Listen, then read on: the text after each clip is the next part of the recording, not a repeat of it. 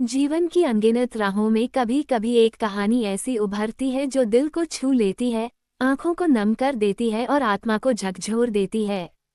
ये कहानी है एक ऐसी देसी औरत की जिसने सपनों के पीछे चलते हुए अपने रास्ते को खोजने की कोशिश की, मगर दुनिया की कठोर सच्चाइयों ने उसे भटका दिया। ये कहानी है हिम्मत की, दर्द की और उन नज़रों की जो मदद के बजाय गंदी नीयत से देखती हैं। यह एक ऐसी लड़की की यात्रा है जिसने अपनी आवाज़ को बुलंद करने की ठानी और अपनी कहानी को दुनिया के सामने रखा ताकि कोई और उसकी तरह न भटके। उसकी जुबानी, उसकी नज़र से ये कहानी शुरू होती है एक छोटे से गांव से, जहां हवाएं भी सपनों को थामने की कोशिश करती थीं। मेरा नाम राधा है और यह मेरी कहानी है, एक ऐसी कहानी जो शायद आपकी आत्मा को भीतर तक हिला दे। मैं उस गांव की बेटी हूँ जहाँ सुबह की पहली किरण खेतों को चूमती थी और शाम का सूरज पेड़ों के पीछे छिप जाता था। मेरे बाबूजी खेतों में काम करते थे और माँ घर को संभालती थी। हमारा जीवन सादा था, पर उस सादगी में एक सुकून था। मेरे मन में हमेशा कुछ बड़ा करने की चाह थी। मैं पढ़ना चाहती थी, कुछ बनना चाहती थी, मगर गांव की चारदीवारी ने मेरे सपनों को बांध रखा था। फिर भी मैंने हार नहीं मानी। स्कूल की किताबों को चुरा चुरा कर पढ़ती थी, रात को चिराग की रोशनी में लिखती थी। मेरे सपने मेरे लिए वो चांद थे जो दूर था, पर उसकी चमक मुझे हर रात बुलाती थी। गांव में लोग कहते थे कि लड़कियों का काम घर संभालना है, मगर मेरे दिल में कुछ और ही आग जल रही थी। एक दिन मौका आया जब गांव में एक मेला लगा। उस मेले में शहर से कुछ लोग आए थे जो लड़कियों को पढ़ाई और काम के लिए शहर ले जाने की बात कर रहे थे। मेरी आंखों में चमक आ गई। मैंने सोचा, शायद यही वो रास्ता है जो मुझे मेरे सपनों तक ले जाएगा। मैंने माँ से बात की, बाबूजी से हाथ जोड़े। पहले तो उन्होंने मना किया, कहा कि शहर की दुनिया हमारे लिए नहीं है। मगर मेरी जिद के आगे वो झुक गए। माँ ने आंखों में आंसू लिए मुझे विदा किया और बाबूजी ने कहा, राधा, अपनी इज्जत को कभी मत भूलना। मैंने सिर हिलाया और उस अनजान सफर पर निकल पड़ी। शहर पहुंचते ही मेरे सामने एक नई दुनिया खुल गई। ऊंची ऊंची इमारतें, तेज चलती गाड़ियां और लोग जो अपने में मस्त थे। मुझे एक छोटी सी जगह दी गई जहां मैं रहने वाली थी। वहां कुछ और लड़कियां भी थीं जो मेरी तरह अपने सपनों को लेकर आई थीं। हमें बताया गया कि हमें पहले कुछ काम सीखना होगा, फिर पढ़ाई का इंतजाम होगा। मैंने मन लगाकर काम शुरू किया। एक छोटी सी दुकान में कपड़े सिलने का काम मिला। दिन भर सुई धागे के साथ जूझती और रात को थककर सो जाती। मगर मेरे मन में एक उम्मीद थी कि यह मेहनत मुझे आगे ले जाएगी। कुछ दिन बीते और सब ठीक चल रहा था। फिर एक दिन दुकान का मालिक, जो हमेशा मुझे अजीब नज़रों से देखता था, मेरे पास आया। उसने कहा, राधा, तुम बहुत मेहनती हो। अगर थोड़ा और मेहनत करो तो तुम्हें बड़ा काम मिल सकता है। मैंने उसकी बात को सच्चाई समझा और हाँ कह दिया। उसने मुझे अगले दिन शाम को एक जगह बुलाया, कहा कि वहाँ कोई बड़ा साहब मुझसे मिलना चाहता है। मैं खुश थी, सोच रही थी कि शायद मेरे सपने अब सच होने वाले हैं।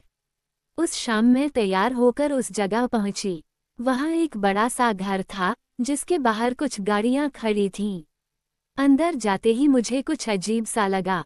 वहाँ और लोग भी थे, मगर उनकी नज़रें मुझे असहज कर रही थीं।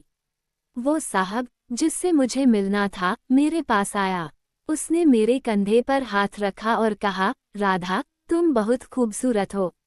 अगर मेरे साथ रहो तो तुम्हें सब कुछ मिलेगा। मेरे पैरों तले जमीन खिसक गई। मैं समझ गई कि यहाँ कोई काम की बात नहीं थी। मैंने उसका हाथ हटाया और कहा, मुझे यहाँ से जाना है। मगर उसने हंसते हुए कहा, अब आए हो तो ऐसे नहीं जा सकती। मेरे दिल में डर समा गया। मैंने किसी तरह बहाना बनाया और वहाँ से भाग निकली। सड़क पर आकर मैं रोने लगी। मेरे सपने, मेरी उम्मीदें सब टूटते हुए नजर आ रहे थे। उस रात मैं अपनी छोटी सी कोठरी में लौटी, मगर नींद नहीं आई। मैं सोच रही थी कि अब क्या करूं, गांव लौट जाऊं या यहाँ लड़ती रहूं। अगले दिन दुकान पर मालिक ने फिर वही बात शुरू की। मैंने साफ मना कर दिया। उसने गुस्से में मुझे काम से निकाल दिया। अब मेरे पास न काम था न पैसे। जो थोड़ी सी बचत थी वो भी खत्म होने लगी। मैंने दूसरा काम ढूंढना शुरू किया, मगर हर जगह मुझे वही गंदी नजरें मिली। कोई मेरी मेहनत को नहीं, मेरे चेहरे को देख रहा था। मैं भूखी रहने लगी, सड़कों पर भटकने लगी। एक दिन एक औरत मिली जिसने कहा कि वो मेरी मदद करेगी। उसने मुझे अपने घर ले जाकर खाना दिया। मैंने सोचा कि शायद अब कुछ ठीक होगा, मगर कुछ दिनों बाद उसने भी मुझसे गलत काम करवाने की बात शुरू कर दी। मैं फिर भागी। अब मेरे पास कोई रास्ता नहीं था। शहर, जो मुझे सपनों का जहान लगता था, अब एक जाल बन चुका था। मैंने सोचा कि शायद गांव लौट जाऊं, मगर वहां जाने की हिम्मत नहीं थी। माँ बाबूजी को क्या मुंह दिखाती। मैं सड़क किनारे बैठकर रो रही थी, तभी एक बुजुर्ग महिला मेरे पास आई। उसने मेरे सिर पर हाथ फेरा और कहा, बेटी, क्या हुआ? मैंने उसे सब बता दिया। उसने मुझे अपने साथ चलने को कहा। मैं डर रही थी, मगर मेरे पास और कोई चारा नहीं था। वो मुझे अपने छोटे से घर ले गई। वहां उसने मुझे खाना दिया और कहा, यहाँ रहो, मेरे साथ काम करो। उसका काम था घरों में खाना बनाने का। मैंने उसकी बात मान ली। कुछ दिन उसके साथ रही और धीरे धीरे मेरे मन को थोड़ा सुकून मिला। मगर वो दर्द, वो डर मेरे अंदर से कभी नहीं गया। मैं हर रात सोचती थी कि क्या गलती की थी मैंने। सपने देखना गलत था या उस दुनिया पर भरोसा करना जो मेरे लिए तैयार ही नहीं थी। उस बुजुर्ग महिला का नाम था लक्ष्मी। वो मेरे लिए माँ की तरह बन गई। उसके साथ काम करते हुए मुझे थोड़ी हिम्मत मिली। मैंने फिर से अपने सपनों को जोड़ना शुरू किया। लक्ष्मी ने मुझे बताया कि शहर में एक जगह है जहां लड़कियों को सचमुच पढ़ाई और काम का मौका दिया जाता है। उसने मुझे वहां ले जाने का वादा किया। एक दिन हम उस जगह गए। वहां कुछ लोग थे जो सच में मदद करना चाहते थे। उन्होंने मेरी बात सुनी और मुझे एक छोटा सा कोर्स करने का मौका दिया। मैंने दिन रात मेहनत की। उस कोर्स के बाद मुझे एक छोटी सी नौकरी मिली, एक दफ्तर में चाय बनाने और साफ सफाई का काम। ये वो काम नहीं था जो मैं चाहती थी, मगर यह मेरे लिए एक नई शुरुआत थी। मैंने उस काम को पूरी शिद्दत से किया। धीरे धीरे मेरे मालिक ने मेरी मेहनत देखी और मुझे दफ्तर में लिखने पढ़ने का काम सौंपा। मेरे सपने फिर से सांस लेने लगे, मगर वो गंदी नजरें, वो डर, वो भटकाव मेरे मन से कभी नहीं गया। मैं हर दिन सोचती थी कि कितनी लड़कियां मेरी तरह भटकती होंगी। कितनों के सपने इन गंदी नजरों की भेंट चढ़ जाते होंगे। मैंने ठान लिया कि एक दिन अपनी कहानी सबको सुनाऊंगी, ताकि कोई और मेरी तरह न भटके। आज मैं यहाँ हूँ, अपनी जुबानी यह कहानी कह रही हूँ।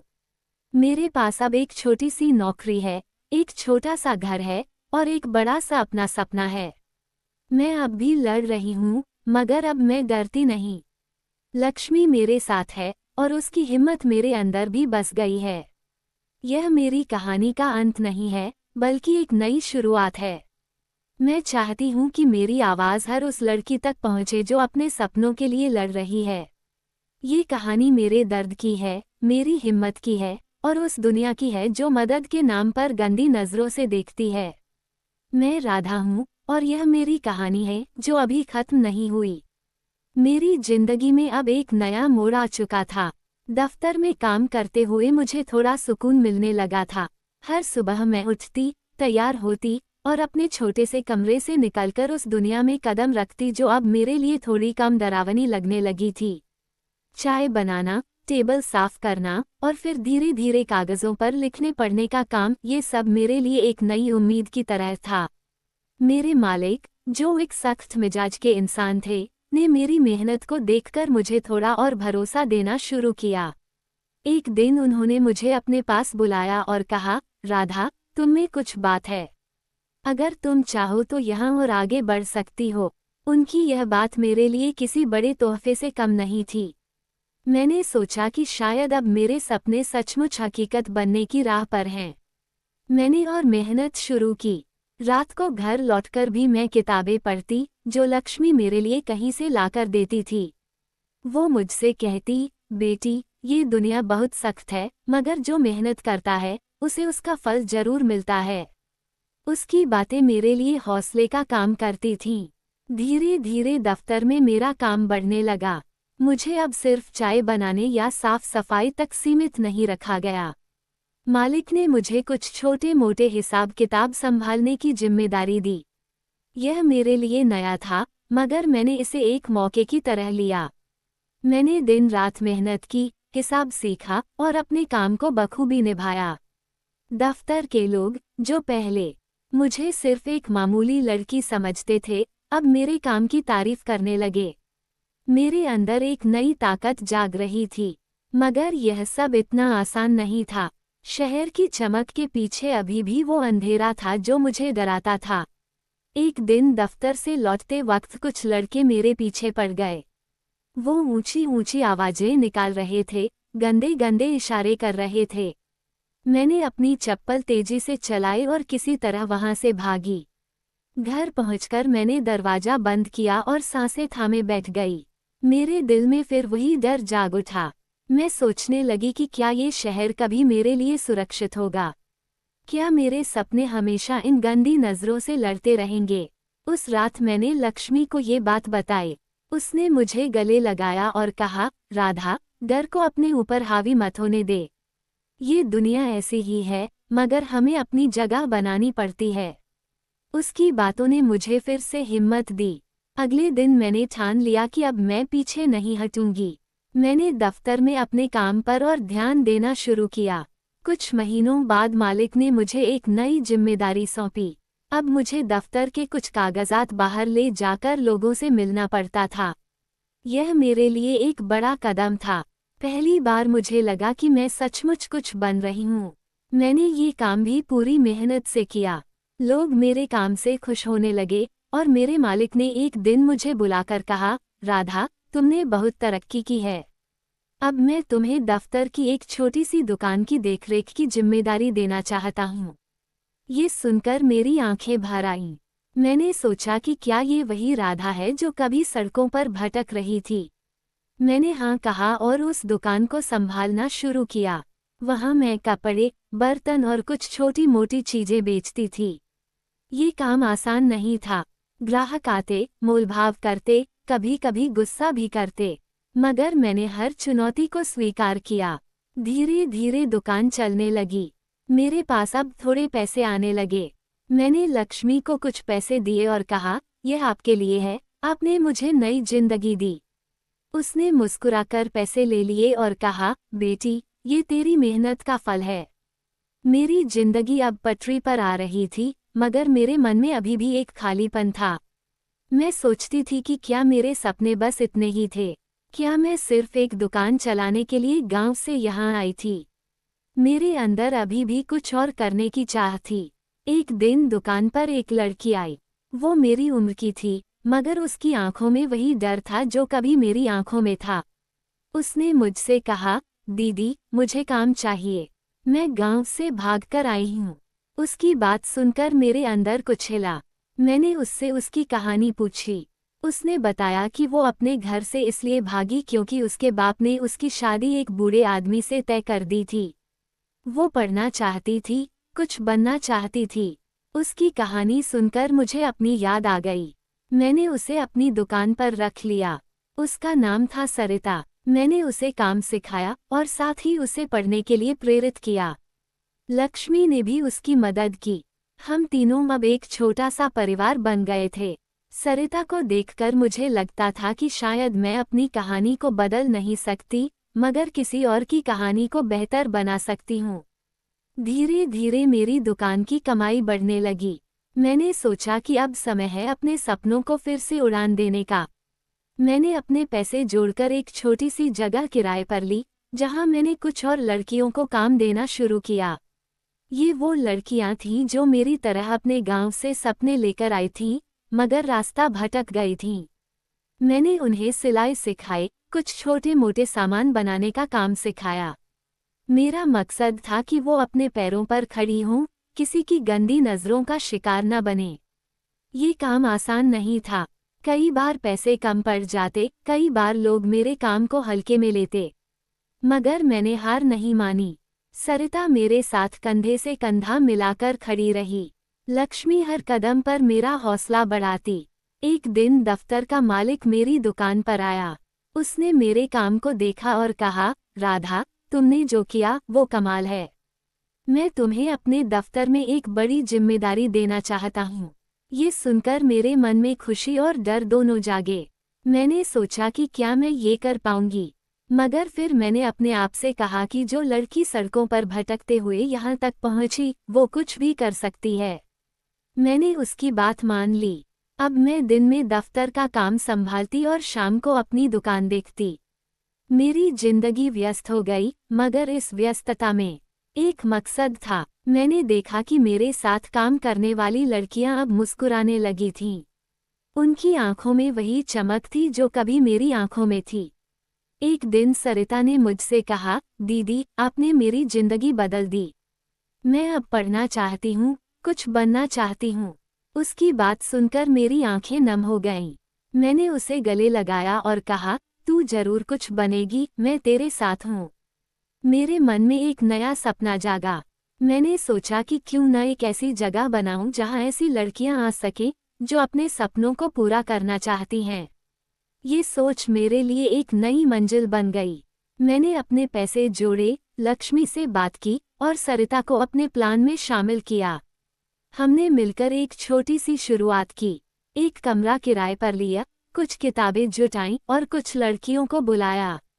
मैंने उन्हें पढ़ाना शुरू किया, साथ ही उन्हें काम भी सिखाया। ये काम धीरे धीरे बढ़ने लगा। लोग मेरे बारे में बात करने लगे। कुछ ने मेरी तारीफ की, कुछ ने मुझ पर शक किया। मगर मुझे अब इन बातों से फर्क नहीं पड़ता था। मेरे लिए बस एक ही चीज़ मायने रखती थी, उन लड़कियों की मुस्कान जो मेरे साथ थीं। मेरी जिंदगी अब एक नई राह पर थी। मैं अब सिर्फ राधा नहीं थी, मैं उन सबकी उम्मीद बन गई थी जो मेरे साथ चल रही थीं। मगर यह सफ़र अभी खत्म नहीं हुआ था। मेरे सामने अभी भी कई चुनौतियां थीं। शहर की गंदी नज़रें अभी भी मेरे पीछे थीं, मगर अब मैं उनसे डरती नहीं थी। मैंने ठान लिया था कि मैं अपनी कहानी को पूरा करूंगी और साथ में उन सब की कहानी को भी जो मेरे साथ थीं। यह मेरी लड़ाई थी, मेरे सपनों की लड़ाई, और मैं इसे जीतकर ही दम लूंगी। मेरी जिंदगी अब एक नई रफ्तार पकड़ चुकी थी। सुबह दफ्तर का काम, शाम को दुकान की देखभाल और रात को उस छोटी सी जगह पर लड़कियों को पढ़ाना, ये सब मेरे लिए एक मिशन बन गया था। हर दिन थकान से चूर होकर सोती, मगर सुबह फिर ताजगी के साथ उठती। मेरे अंदर एक जोश था, एक जुनून था, जो मुझे आगे बढ़ने की ताकत देता था। लक्ष्मी मेरे लिए अब सिर्फ एक सहारा नहीं, बल्कि मेरी ताकत का हिस्सा बन गई थी। वो हर दिन मेरे लिए खाना बनाती, मेरे काम में हाथ बटाती, और जब मैं हिम्मत हारने लगती तो मुझे फिर से उठने की हिम्मत देती। सरिता भी अब मेरे लिए एक बहन की तरह थी। वो मेरे साथ हर कदम पर खड़ी रहती और उसकी मेहनत देखकर मुझे अपने सपनों पर और भरोसा होने लगता। हमारी छोटी सी जगह अब धीरे धीरे एक स्कूल की शक्ल ले रही थी। वहाँ अब 10-15 लड़कियां नियमित आने लगी थीं। कुछ गांव से भागकर आई थीं, कुछ को उनके घरवालों ने यहाँ भेजा था ताकि वो कुछ सीख सकें। मैं उन्हें सिलाई सिखाती, कुछ बुनियादी पढ़ाई करवाती और सबसे जरूरी, उन्हें ये भरोसा दिलाती कि वो कुछ भी कर सकती हैं। ये देखकर मेरा दिल भर आता था कि उनकी आंखों में अब डर की जगह उम्मीद झलकती थी। मगर यह सब इतना आसान नहीं था। पैसे की तंगी हमेशा सिर पर मंडराती रहती। दुकान की कमाई से कुछ हिस्सा दफ्तर के काम में जाता, कुछ लड़कियों की पढ़ाई में और बाकी मेरे और लक्ष्मी के खर्च में। कई बार ऐसा होता कि महीने के आखिर में मेरे पास एक भी पैसा नहीं बचता। फिर भी मैं हार नहीं मानती थी। एक दिन दफ्तर में मालिक ने मुझे बुलाया। उसने कहा, राधा, मैंने सुना है कि तुम कुछ लड़कियों को पढ़ाने का काम कर रही हो। ये बहुत अच्छी बात है। मैं तुम्हारी मदद करना चाहता हूँ। ये सुनकर मेरे मन में खुशी की लहर दौड़ गई। उसने मुझे कुछ पैसे देने की पेशकश की और साथ ही कहा कि वो अपने दोस्तों से भी मेरे काम के बारे में बात करेगा। मैंने उसका शुक्रिया अदा किया और सोचा कि शायद अब मेरा काम और बड़ा हो सकेगा। उसकी मदद से मैंने अपनी छोटी सी जगह को थोड़ा और बेहतर किया। कुछ कुर्सियां खरीदी, एक ब्लैकबोर्ड लगवाया और कुछ किताबें और जोड़ी। अब वहाँ का माहौल सचमुच एक स्कूल जैसा लगने लगा। लड़कियां अब और उत्साह से आने लगीं। एक दिन एक नई लड़की आई। उसका नाम था काजल। वो बहुत शांत थी, मगर उसकी आंखों में एक गहरा दर्द छिपा था। मैंने उससे बात करने की कोशिश की, मगर वो ज्यादा कुछ नहीं बोली।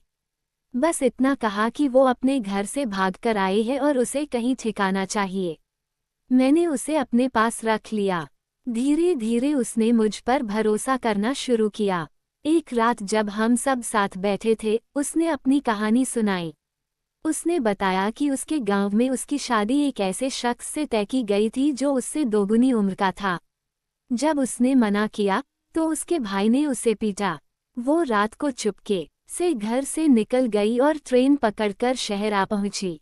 उसकी बात सुनकर मेरा दिल दहल गया। मैंने उसे गले लगाया और कहा, अब तुम यहाँ सुरक्षित हो। काजल को देखकर मुझे फिर से अपनी शुरुआती दिनों की याद आ गई। मैंने ठान लिया कि उसे न सिर्फ पढ़ाऊंगी, बल्कि उसे इतना काबिल बनाऊंगी कि वो अपनी जिंदगी अपने तरीके से जी सके। काजल ने मेरे साथ काम करना शुरू किया। वो सिलाई में बहुत तेज थी। उसकी बनाई चीजें देखकर ग्राहक हैरान रह जाते थे। मैंने उसकी मेहनत को दुकान में जगह दी और उसकी कमाई से उसे थोड़े पैसे भी देने शुरू किए। ये देखकर उसकी आंखों में एक नई चमक आई। मगर शहर की मुश्किलें अभी खत्म नहीं हुई थीं। एक दिन दुकान पर कुछ गुंडे टाइप के लोग आए। उन्होंने मुझसे पैसे मांगे और कहा कि अगर मैंने नहीं दिए तो वो मेरी दुकान को नुकसान पहुंचाएंगे। मैं डर गई, मगर मैंने हिम्मत जुटाई और कहा, मेरे पास देने को कुछ नहीं है। यहाँ जो भी है, वो इन लड़कियों की मेहनत का है। वो हंसने लगे और चले गए, मगर जाते जाते धमकी दे गए कि वो फिर आएंगे। उस रात मैं सो नहीं पाई। मैंने लक्ष्मी को ये बात बताई। उसने कहा, राधा, हमें पुलिस के पास जाना चाहिए। मैंने सोचा कि शायद ये सही होगा। अगले दिन हम थाने गए। वहाँ एक सिपाही ने हमारी बात सुनी और कहा कि वो इसकी जांच करेगा। मगर उसकी बातों से मुझे ज्यादा भरोसा नहीं हुआ। फिर भी मैंने हार नहीं मानी। मैंने दुकान पर कुछ लड़कों को रखा जो वहाँ काम करते थे और साथ ही नज़र भी रखते थे। ये खर्चा मेरे लिए भारी था, मगर मैं अपनी और अपनी लड़कियों की सुरक्षा से समझौता नहीं कर सकती थी। कुछ दिन बाद वो गुंडे फिर आए। इस बार वो ज्यादा गुस्से में थे। उन्होंने दुकान के बाहर शोर मचाना शुरू किया। मैंने हिम्मत जुटाई और बाहर निकली। मैंने कहा, यहाँ कुछ भी गलत नहीं हो रहा। हम मेहनत कर रहे हैं। तुम्हें जो करना है, कर लो। शायद मेरी हिम्मत देखकर वो थोड़ा पीछे हटे। तभी पास की दुकान वाले भी बाहर आ गए। उन्होंने भी मेरा साथ दिया। आखिरकार वो लोग वहां से चले गए। उस दिन मुझे एहसास हुआ कि अगर मैं डटकर मुकाबला करूं, तो लोग मेरे साथ खड़े होंगे। ये घटना मेरे लिए एक सबक थी। मैंने अपनी लड़कियों को भी यही सिखाया कि डर को अपने ऊपर हावी नहीं होने देना है। धीरे धीरे हमारा काम फिर से पटरी पर आ गया। दुकान की कमाई बढ़ने लगी और स्कूल में और लड़कियां आने लगीं। एक दिन मालिक ने मुझे फिर बुलाया। उसने कहा, राधा, तुम जो कर रही हो, वो बहुत बड़ा काम है। मैं अपने एक दोस्त को तुमसे मिलवाना चाहता हूँ। वो एक स्कूल चलाता है और शायद तुम्हारी मदद कर सके। ये सुनकर मेरे मन में एक नई उम्मीद जगी। कुछ दिनों बाद वो शख्स मेरी दुकान पर आया। उसका नाम था अजय। वो एक सौम्य स्वभाव का इंसान था। उसने मेरे काम को देखा, लड़कियों से बात की और फिर मुझसे कहा, राधा, तुम्हारा जज्बा कमाल का है। मैं तुम्हारे इस स्कूल को बड़ा करने में मदद करना चाहता हूँ। उसने मुझे कुछ पैसे देने की पेशकश की, साथ ही कुछ टीचर भेजने का वादा किया। यह मेरे लिए एक सपने के सच होने जैसा था। अजय की मदद से हमने स्कूल को एक नई जगह पर शिफ्ट किया। अब हमारे पास 2 कमरे थे, कुछ कुर्सियां और एक छोटा सा बोर्ड जिस पर लिखा था उम्मीद स्कूल। ये नाम मैंने रखा था क्योंकि यह जगह मेरे लिए और उन लड़कियों के लिए उम्मीद की किरण थी। अजय ने 2 टीचर भेजे। एक का नाम था प्रिया, जो अंग्रेजी पढ़ाती थी, और दूसरी थी शालिनी, जो गणित सिखाती थी। उनकी मदद से स्कूल का स्तर और ऊंचा होने लगा। लड़कियां अब सिर्फ सिलाई नहीं बल्कि पढ़ाई में भी आगे बढ़ने लगीं। काजल ने एक दिन मुझसे कहा, दीदी, मैं एक दिन टीचर बनना चाहती हूँ। उसकी यह बात सुनकर मेरी आंखें भर आईं। मैंने कहा, तू जरूर बनेगी और मैं तेरे साथ हूँ। सरिता भी अब पढ़ाई में आगे बढ़ रही थी।